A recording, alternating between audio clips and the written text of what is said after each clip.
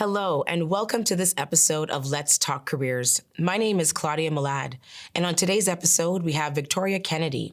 We'll discuss her journey to instructional design and course development, managing job search expectations after graduation, and the power of an influential mentor. I hope you enjoy.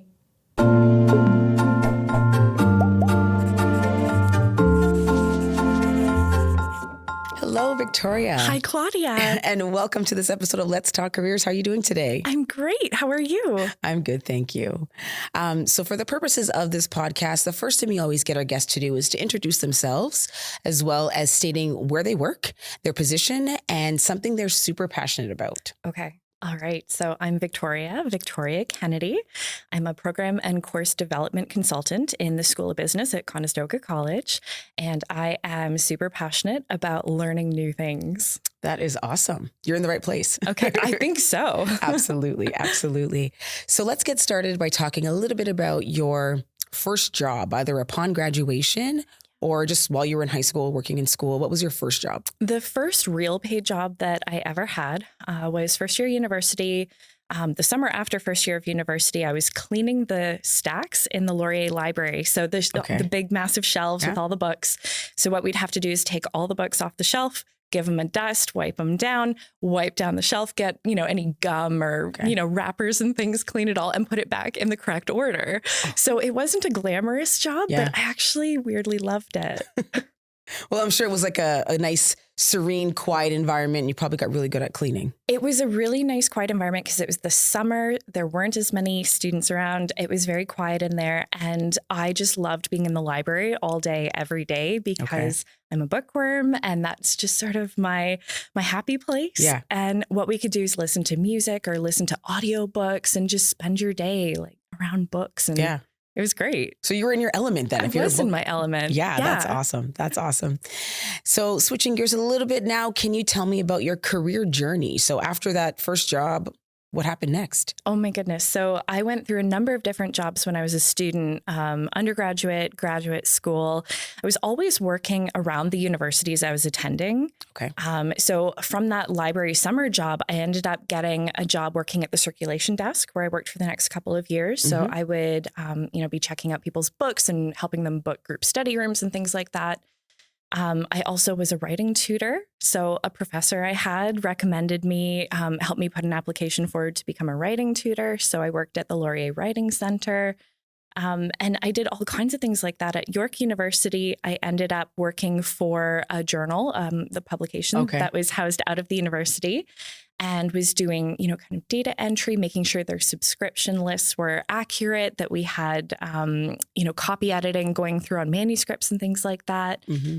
So a lot of the opportunities I had in my career came about because of what I was studying and because of what I was learning and because I had instructors who recognized some kind of potential and would put me onto a lead for a job. Absolutely. So let's kind of take it back a little bit, thinking about your younger self. What were some of your childhood ambitions? I know you said you always wanted to be a professor, but was that always the case? No. Okay. Thank you. Yeah. Let me correct that misconception. No, it was really in university that opened up for me. The first thing I remember ever wanting to do was being a hairstylist. Really? Yeah.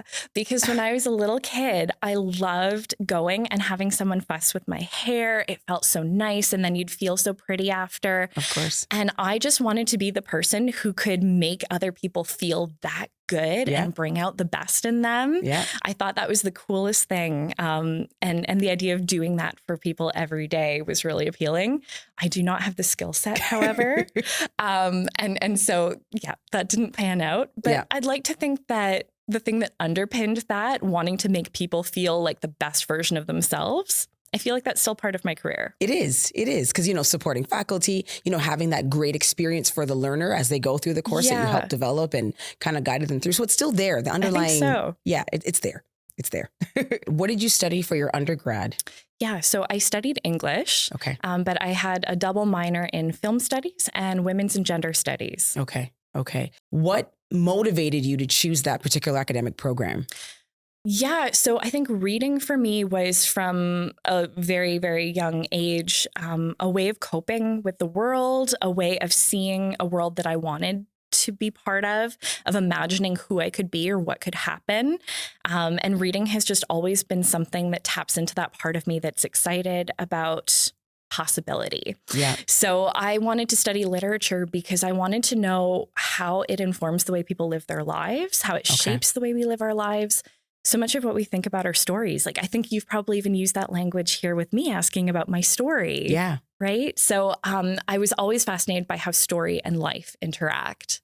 And I think that's still part of where I've taken it with my work is learning is a story. Learning is a journey.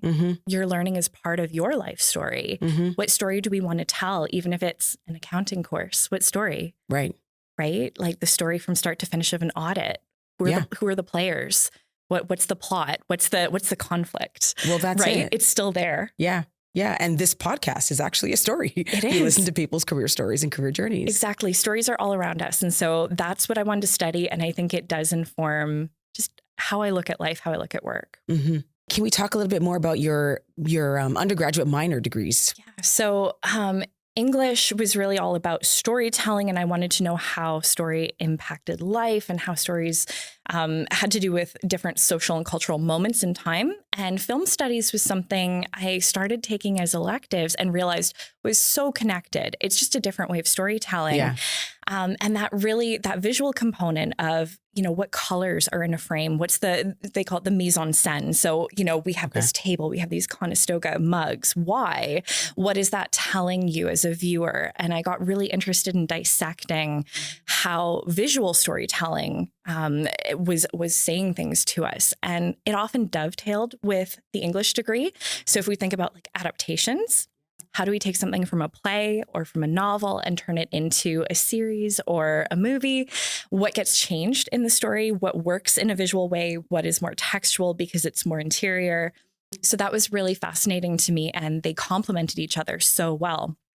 The women's and gender study piece came in because I took a course in second year, this course I've talked about with Michelle Kramer called The Woman Writer. And it introduced me to this idea that women's writing was often not studied, was not talked about as real literature, capital L literature, was not seen as great works of art. It was seen as, girl stories, domestic stories, fairy tales, children's stories, romance stories. And we still see this today. And so learning that history and seeing how feminist discourse had been uncovering these women writers who went back, even predating Shakespeare, we had women writing who had been lost to the canon because we were only studying men in school. Right. That's so if you think about what you Yeah. studied in high school, it was probably, Shakespeare, Faulkner, and like there's nothing wrong with studying, Hemingway, but who are we missing? Right. Yeah. And so really that added a lens to my study of narrative and how it interacts with our social lives. That was just, once I had my eyes open to it, I couldn't unsee it. You couldn't unsee that there were intersections of gender, race, class all going on in whose narratives we talk about, whose stories get told, and whose get taught in school. And so that really also was part of the inspiration for wanting to become a professor, was to say, if I do this work, I can shape whose stories get told, whose stories get spotlighted. I can maybe bring some attention to people and stories that are being overlooked. And that was so exciting to me. I love that. And then I'm assuming you did graduate studies from, if I heard correctly. So what did you study for grad school? So then I went to grad school. When I was in maybe second year of undergrad, I had this brilliant professor named Michelle Kramer at Laurier. And I suddenly realized that I wanted to be a professor. Okay. I was so in awe of what I was learning and of her dynamic in the classroom. She was just a brilliant instructor. And I thought, I want to do that. So that was really where I got the idea in my head of a pathway. So I was going to do my master's and then I was going to do my PhD, and I was going to be a professor. Okay. But you're not a professor. I'm not a professor. So tell me more about that. How did you get to the journey of your current role at Conestoga? Yeah. So I did my master's, I did my PhD. Okay. I got some teaching experience. I was a teaching assistant. Everything was going well. And then when I finished my PhD, in my last year, I started applying for jobs at universities across North America. and even a few in Europe and the UK, and crickets. Really? Crickets. It's a really hard market. What was your PhD in? So English and film studies. I kept going with literature, and I kind of brought in the women's and gender studies in there. So it was really looking at feminism, pop culture, literature. What are women reading? What are women writing? What does it say about feminism and where we are in terms of our conversations about gender, and how is that reflected in what we're consuming in the media, the books, the things we listen to? It's everywhere, right? And how is that conversation, how is what's happening in society informing the art that we create? And then how is the art also kind of informing where we go, right? And I found that fascinating. But when I looked for jobs, it was such a hard market. You really had to get lucky and be just the cream of the cream to get these positions. And the alternative for me, I looked and saw I could do sessional work. I could, sort of cobble together here and there, but it, for me, wasn't stable enough. I really craved a stable job where I could feel supported, and I needed that in the other parts of my life. So, I ended up after my PhD working in essentially a call center to pay the bills. Really? And feeling like a total failure. Oh no. Feeling like everything had gone wrong. It was a weird time in my life where I was like, this is not where I planned to end up. I had a whole plan. A few months into that job, I got promoted because the director of sort of their corporate learning was recognizing that I had these skills, that I could coach, that I had good communication skills. And I ended up being promoted 12 weeks into being a quality assurance analyst. And so I would be coaching other customer service representatives, developing short little bits of training to help reinforce key skills and help with issues that we saw. And she was the first person who really got me thinking about alternate career paths that still had a lot in common with being a professor. So I could still teach, I could still be involved in learning. And honestly, it had never occurred to me before that corporate learning was a thing, right? That like learning isn't just something that takes place in a college or university classroom. It's something that we're constantly doing in our lives. And of course, there are teams of people in big companies that develop this training and deliver it. So that was a really eye-opening and exciting moment in my career where I realized, okay, I can still do all the things I'm really passionate about, even if I'm not a professor. Yeah. Absolutely. So what advice would you have for students in that situation? So I just graduated from school, looking for opportunities. No one's calling me back. What advice would you have for someone like that? Because that can be very, sad, for lack of a better word. It's scary. It's sad. You're going to feel all kinds of things if you're in that position, because a lot of the time our identity gets wrapped up with what we do. So if I'm not doing this thing that I said for years that I was going to be, who even am I then? And it for me definitely triggered an identity crisis.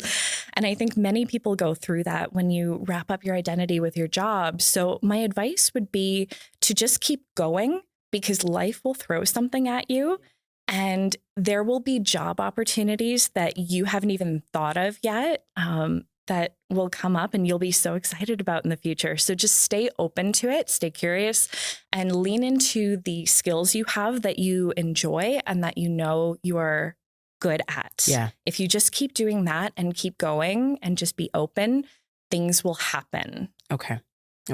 No, that's helpful because, you lived the experience, right? I sure did. Yeah. Okay. So after you did that, training position or like delivering training, quality assurance person at the call center, what was the next job after that? Yeah. So the next job after that, I ended up at the University of Guelph because I realized I still really wanted to work in a traditional post-secondary institution. Because for me, I felt like that's where I really came alive, was when I went to post-secondary. There's so much freedom and choice, and it was really exciting. And I loved the idea of being part of students' own journey when they get there and they get to pick, here's what I want to study. Here's what I'm passionate about. So I found a job at the University of Guelph that seemed to bring all my skills together, my experience, and it was online learning quality assurance. Okay. So it brought together the QA that I had got from the corporate world. It brought together the idea of teaching and learning, creating lesson plans, creating curriculum. And I ended up doing that for a number of years and then getting promoted within that unit at the University of Guelph to become an instructional designer. Okay. So I went from auditing, making sure that courses were running smoothly, helping instructors with small edits, to actually designing full courses and Okay. programs. That's super exciting. Yeah. And I'm guessing that's a little bit of your role now, or can you talk a little bit more about what you currently do at the college? Yeah. So from the University of Guelph, I worked there for about 6 years and then started to feel a little bit stale. Like I got to a point where I was coming into work every day and felt like I'm doing kind of the same thing over and over. I need to freshen it up. Like I want to grow. I just felt like this urge to stretch. And so started looking for other opportunities and was looking around through conferences and other networking opportunities. Who in Ontario is doing really cool things in education? And Conestoga was at the top of that list for me. And so started looking to see what opportunities were coming up, and found an opportunity in the School of Business to work on program and course development. So very similar to some of my previous roles, I work with faculty members to develop new courses or redevelop courses that aren't functioning as well as we want them to, and figure out how do we freshen it up? How do we create it? What are the processes? And as anyone who's been through it can tell you, it is a long, complicated process. You have to develop a map of everything. What are you going to do every week? What's the content? What are the activities? What are the evaluations? And how do they all line up to create an experience for that student that results in them leaving knowing more and being able to do more? So it's complex. And so my role is really helping faculty through that process, understanding what steps they need to take, what resources and supports are available, helping them through, when they get writer's block and they're looking at that blank page, kind of giving them that pep talk, helping talk them through, coax it out, and make sure that at the end we have a gorgeous course that students will really be impacted by, and that will hopefully be like what some of my courses were and inspire them in their own career journeys. Well, thank you for what you do, because I'm in the middle of a course development process myself. Yeah. So yes, your team is exceptional with supporting us faculty in doing that. So thank you. Well, you are more than welcome. It is truly a pleasure. And as I've said, for me, if I can't be the professor, it's the next best thing to work hand in hand with the professor and be part of the team that makes these learning experiences happen. Absolutely. Do you think there's any benefit or value to you previously being an instructional designer? Oh, yeah. To be able to work with them? How does that help you? Yeah, it helps because while I'm coaching the faculty, I also kind of know what the web developers need, what the multimedia team is going to need. So I'm kind of thinking through, okay, great. You want to use that image? Fabulous. Do we have copyright? Does it have a long description? Is it accessible for people who are maybe visually impaired? Okay. Are they going to be able to access? And I know that those are the questions that your designer, that your web programmer is going to ask you.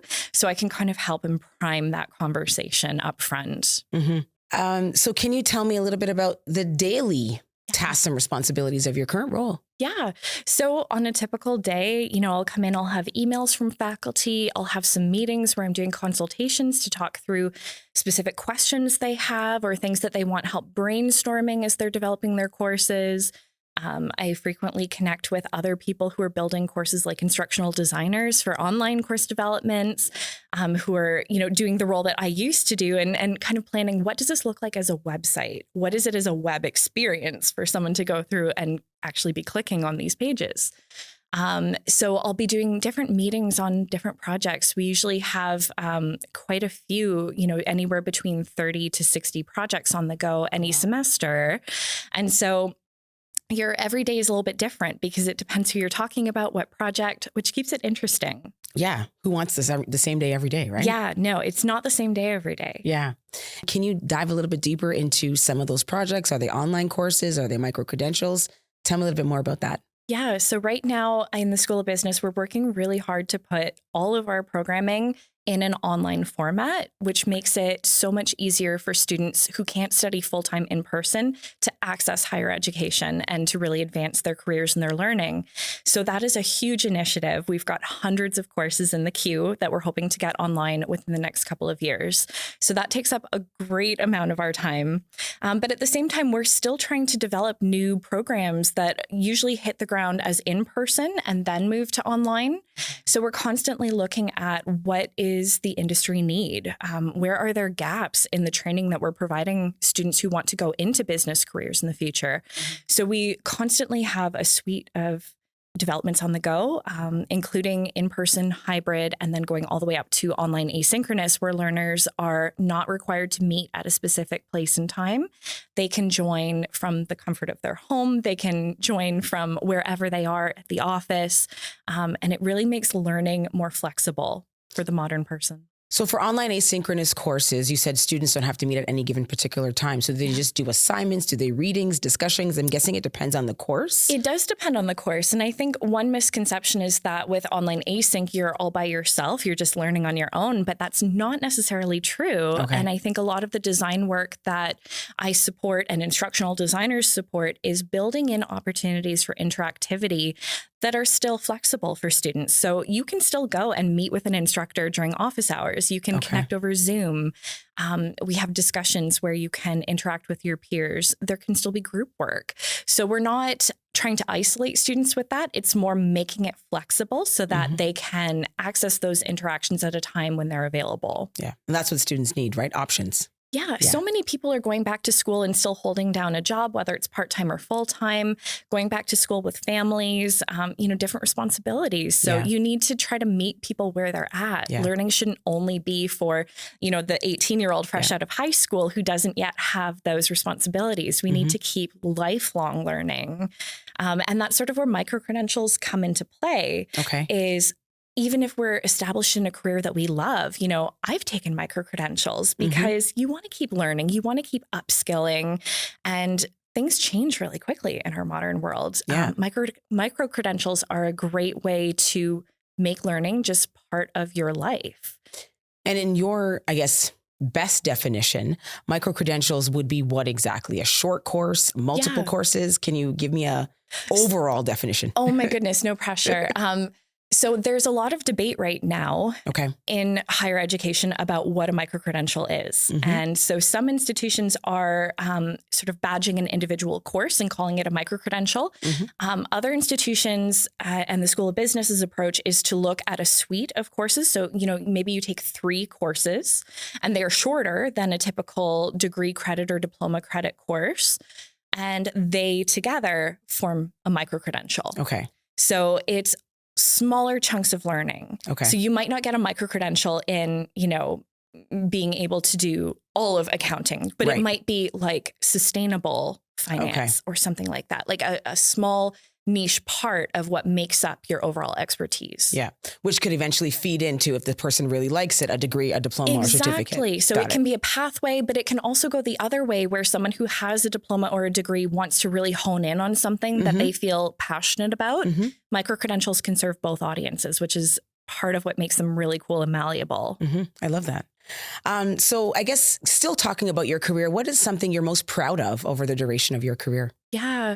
Probably my growth. Probably, if I think back, it's times that I've received a special project or someone has trusted me with something in addition to what the normal job role is, or someone's offered me, a promotion or has talked to me, taken the time to, a manager comes over and says, where do you see yourself in a few years? To me, that's always a sign that I'm doing okay. I'm adding value. And I guess that's what I'm always trying to do, is add value to the people that I'm working with. What can I do that makes life better for all the people that make up this ecosystem, whichever organization I'm in? Yeah.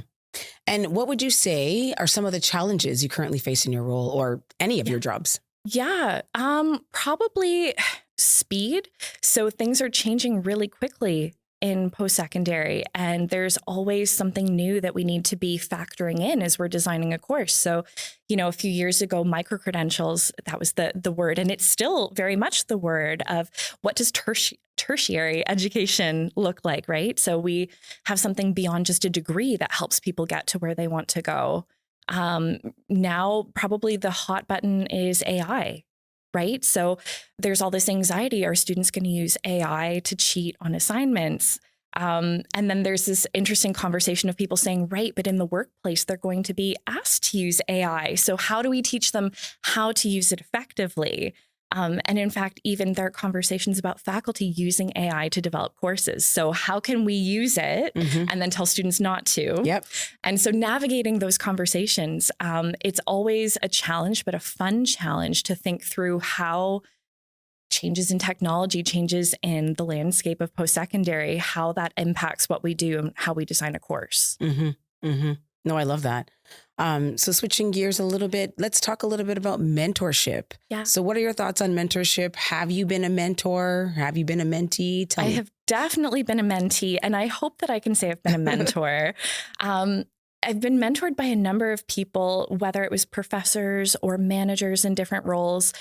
But one of the most impactful ways that I think mentoring happens is peer mentorship. So being mentored and mentoring colleagues. And I think for me, I've had that experience a number of times where I felt like, oh, should I apply for this? I don't know if I'm ready. I don't know if I'm qualified. And it has been my colleagues who are at the same level who have given me the pep talk or who have helped me figure out what I need to do to get to a point where I feel like I have the skills, like I'm ready.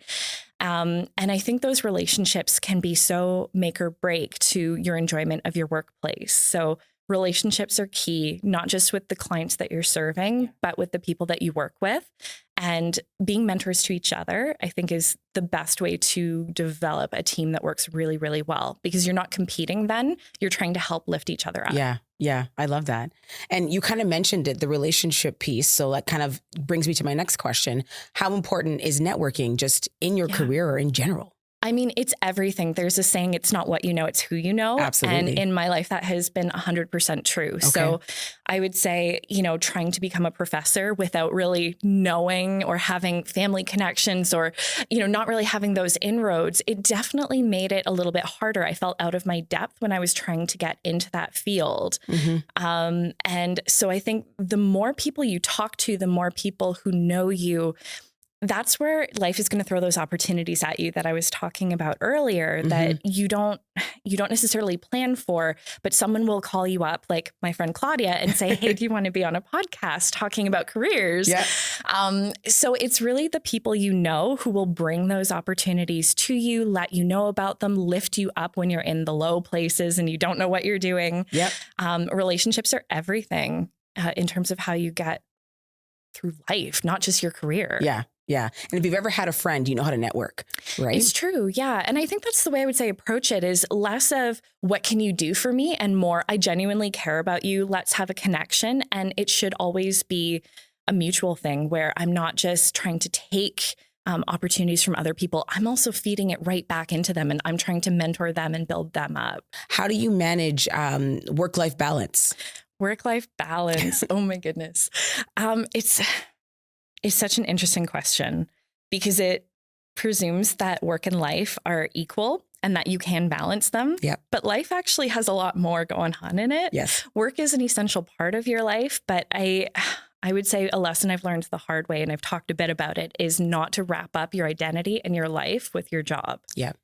So if you do that, it becomes harder when transitions happen. Maybe you get laid off. Maybe you decide you want to go in a different direction and take a different job. You never want to be in a position where you've wrapped up your whole life so much with your job that you then have a crisis of identity. So I think that's important, is do work that you find enjoyable, that fulfills you, that feels true to your personal values. But I think that separation is really key, that I am not my job title. When I die, my LinkedIn profile won't be the thing that people remember. No, that's true. Very important, though. I think, coming back to relationships, right? Like my maybe proudest thing that I've taken from some of my jobs are the relationships that I've built with people that I still keep in touch with. And that becomes part of my real life, not just my work life. Yeah. Right. Yeah. So I think work should feed your life, not the other way around. Completely agree. Yeah. And what would you say is a pivotal moment for you in your career? I know you made some transitions and changes and twists and turns. But what would you say is a pivotal moment for you? A pivotal moment would definitely be when that manager, took me from being a customer service representative and said, where do you want to be? Do you see a future for yourself as a trainer, developing learning opportunities, and realizing that was still a possibility? Yeah. It gave me hope, because for those few months when it seemed like, I had completely failed at my goals, where was I going in life? Having someone reach out and see that potential, recognize it, and say to me, let me help you get there. That was huge. That gave me hope again. That helped me keep going. She was kind of like your original mentor. Yeah, really. Yeah. Yeah. Okay. And what would you say are some of your future career goals? So what's next for you, Victoria? Well, I'm still new at Conestoga, so I'm enjoying just getting to know the ecosystem here and trying to find where I fit into it. What value can I add? What can I do that really elevates the work we're doing? And so that's going to be something that I explore for a couple of years and figure out, like, where do I fit in? Where is the best spot for me? Where can I add that value? And then from there, I'll be honest with you, I'm not someone who makes 5 and 10-year plans anymore. Okay. Because I realized that the best laid plans, Do you just come? Life is going to happen. And so I just try to stay open and curious and take opportunities as they come and are too enticing to say no to. Mm-hmm. So it's, what is next? I can't tell you. Okay. But that's good because you had a whole plan. And it didn't work. I think the key is having a growth mindset, right? Yeah. So constantly being curious, being open to learning new things and looking for opportunities, meeting people, making connections. And as long as you're doing that, you're going to be okay. Mm-hmm. Mm-hmm. So one thing I like to talk about is the various stages of an individual's career. I mean, I know entry level is a new grad, midpoint is after maybe 5-7 years working for an organization. Yeah. What would you say is the current stage of your career right now? And I think also kind of infusing some of your non-work life into this equation as well, because like we said, work and life are not really balanced and life has a lot more going on. So my question is, what stage of your career would you say you're at right now? That's such a great question.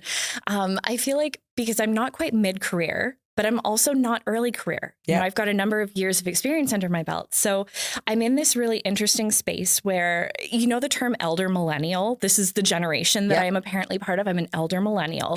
I feel like I'm an elder new careerist. Okay.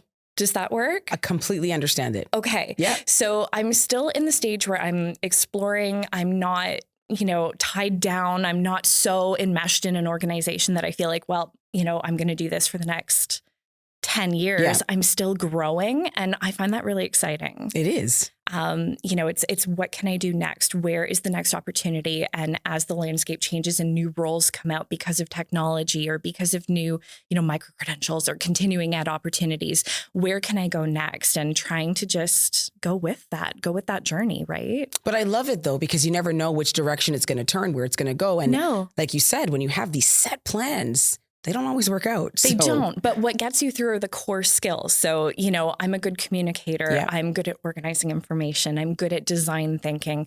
And those things, they can carry over. So it's having those transitional core skills that you develop and foster within yourself and just see where it takes you. Absolutely. Yeah. I love that. Be open to the magic. Yeah. And in terms of just your career and just life in general, what gives you hope for the future? Yeah. I think I would say anytime I see people excited about new things they're learning, whether that's in a traditional classroom or, if it's a coworker who's just picked up a new hobby, I feel like that gives me hope that we as a species are designed to want to learn, to be curious. And I think sometimes, our experiences in life might close that down and make us feel like we need to grow up and be, mature and project expertise. And I already know what I'm doing. But I love the people who lean into that childlike curiosity and get really excited as they're learning new things, trying new things. And even if it doesn't work out, just that spirit of trying, that gives me hope. Yeah, no, that's amazing. Like persistence, I think is what it is more than anything else. Yeah. That's amazing. So just circling back to your younger self, what advice would you have to that young Victoria who wanted to be a hairdresser? Yeah, I would say be kind to yourself because, I was often and still am often my biggest critic. I can tear myself down like no one else. And I think that's something that I've been trying to learn and work on is to be kinder and gentler with myself and say, that's okay. You made a mistake. That's okay. Yeah. Or maybe it's not even a mistake. Maybe, hey, that didn't work out and that's okay. You're doing all right. Yeah. I think the world is full of criticism in some ways, and you don't need that internally. So my advice to myself and to other young people or anyone who's in their careers, just be kind to yourself. Be your own cheerleader because you need that. Yeah. And if things don't work out, it's usually for a reason. Yeah. Exactly. And you know what? You trust that you have the skills. You're going to be okay. You're going to turn this around. If it's something that's not quite what you're wanting, it's not working for you, you've got this, you can make a change, right? So empowering yourself, building yourself up is really important. All right, Victoria, thank you so much for coming in today. I really enjoyed the conversation. Me too. Thanks for having me. What an inspiring conversation. Thank you for listening to this episode of Let's Talk Careers. If you like this episode and want to hear more, follow us on Spotify and subscribe to us on YouTube. See you in the next one.